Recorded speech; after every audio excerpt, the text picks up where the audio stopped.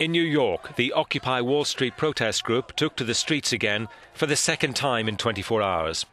One section of the demonstration attempted to cross the traffic lanes of the Brooklyn Bridge, prompting the police to move in. More than 700 were arrested as they brought traffic to a standstill and forced the famous suspension bridge to be closed during the unauthorized march across the span. A police spokesman confirmed the arrests and said action was only taken after repeated warnings were given to the demonstrators to stay off the traffic lanes and remain on the pedestrian walkway. The marchers claimed their protest was peaceful and the police overreacted in making the arrests. They showed up in their riot gear, they showed up swinging batons for no reason, and they just started handpicking people in the front lines. Anybody who was in front that was black or brown was automatically thrown on the floor. If your face was covered with a bandana, or if you held up a peace sign, they were throwing you on the floor.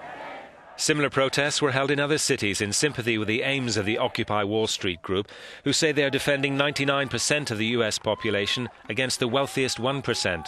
In Denver, the demonstrators marched into the center, chanting "Occupy the streets."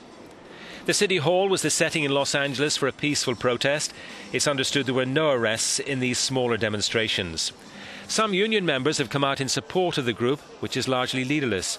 As the protests begin to spread, it's felt the unions could provide organisational and financial support for the movement.